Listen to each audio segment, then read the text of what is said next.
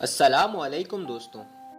दुनिया में हर इंसान के अंदर कुछ न कुछ वीकनेस या खामियां ज़रूर मौजूद होती हैं। और आज की वीडियो में मैं आप लोगों के साथ कुछ ऐसे वाक़यात शेयर करूंगा जिन्हें सुनकर आपको ये महसूस होगा कि आप जितना खामियों को बुरा समझते हैं उतना शायद वो होती नहीं हैं।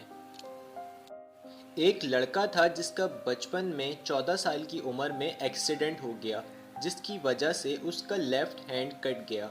लेफ़्ट हैंड ना होने की वजह से उसको काफ़ी मुश्किल होती थी हर काम करने में, और वो इस वजह से डिप्रेस्ड हो गया। उस लड़के के साथ बैठने वाले लोग उसे एक बोझ समझने लग गए और उसके साथ बिहेवियर काफ़ी ख़राब कर दिया। फिर एक दिन तंग आकर उस लड़के ने घर छोड़ने का फैसला कर लिया। अभी वो अपना सामान बांधकर चलना शुरू ही हुआ था कि उसको रास्ते में एक पर्चा मिला। उस पर्चे पे जूडो कराटे के एक मास्टर का इश्तिहार लगा हुआ था।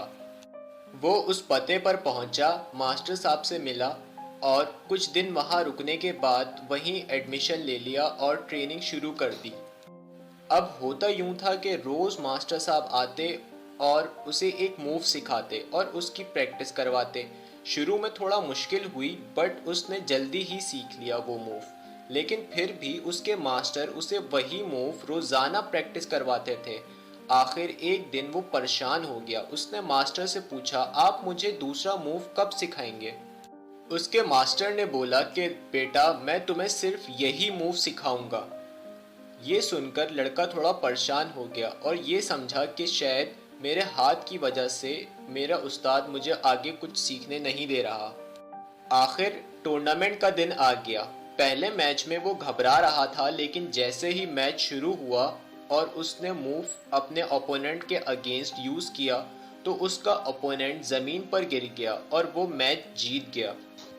वो काफी हैरान हुआ और देखते ही देखते वो आगे के सारे मैचेस भी जीतता चला गया। अब फाइनल में उसका मुकाबला एक बहुत ही तगड़े और जानदार ओपोनेंट के साथ होना था।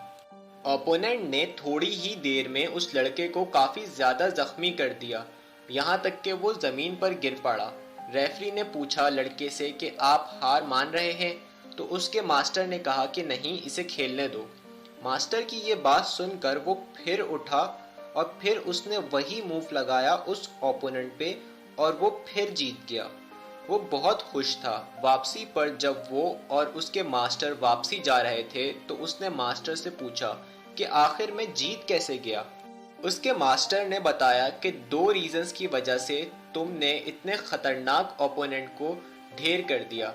उसमें से पहली वजह ये थी कि तुमने बहुत ज़्यादा मेहनत करके वो मूव सीख ली थी जो बहुत ही ज़्यादा मुश्किल है, और दूसरी वजह ये थी कि इस मूव के अगेंस्ट अपने आप को डिफेंड करने के लिए ओपोनेंट को तुम्हारा लेफ्ट हैंड पकड़ना पड़ता है, लेकिन तुम्हारा लेफ्ट हैंड तो है ही नहीं, इसीलिए तुम्हारे केस में ये मूव अनबीटेबल है।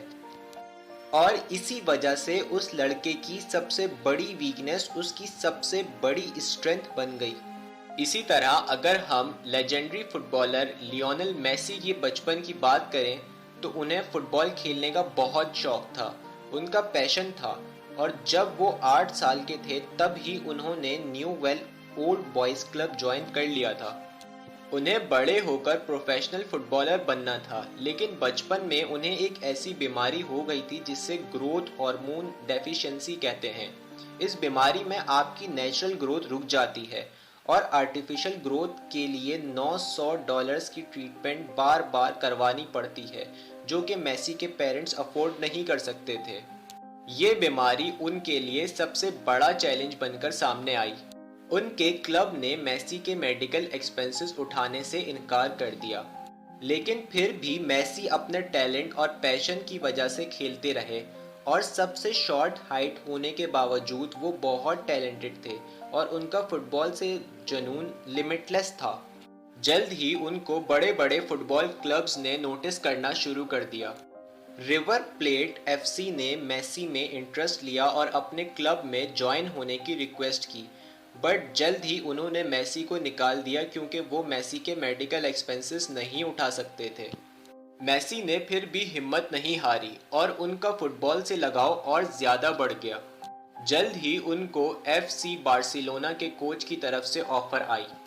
उन्होंने मेसी को एज अ फुटबॉल ट्रायल में खेलने की इजाज़त दी और कहा कि अगर मेसी पास हो गए तो हम मेडिकल एक्सपेंसेस उठाएंगे, लेकिन मेसी को स्पेन आना पड़ेगा। मेसी मान गए। जब पहली दफ़ा मेसी खेलने गए तो मेसी के टीममेट्स काफ़ी हैरान हुए मेसी की हाइट देखकर, लेकिन जब मेसी ने खेलना शुरू किया तो सब बहुत सरप्राइज्ड हुए मेसी के टैलेंट को देखकर, और बार्सिलोना के कोच ने उसी वक्त अंदाज़ा लगा लिया कि मेसी फुटबॉल के लिए ही बने हैं, और फिर बार्सिलोना के कोच ने उन्हें कॉन्ट्रैक्ट ऑफर कर दिया। उस वक्त मेसी के पास सिर्फ एक नैपकिन था, and so the first contract of Messi with Barcelona was written on a napkin and rest is history। एक बड़े ही मज़ेदार किस्से से इस वीडियो का इख्तिताम करते हैं। एक दिन हुआ कुछ यूं कि सुकरात भरी दोपहर में लालटेन लिए सड़क पे लोगों के चेहरे देख रहा था। लोग बड़े हैरान हुए कि सुकरात को क्या हो गया है, ये दोपहर में लालटेन लिए इस तरह लोगों के चेहरे क्यों देख रहा है। तो किसी ने हिम्मत करके सुकरात से पूछ ही लिया कि भाई आप इतनी रोशनी में क्या ढूंढ रहे हैं। सुकरात ने कुछ सोचा और फिर जवाब दिया कि मुझे इंसान नहीं मिल रहे, मैं इंसान ढूंढ रहा हूँ।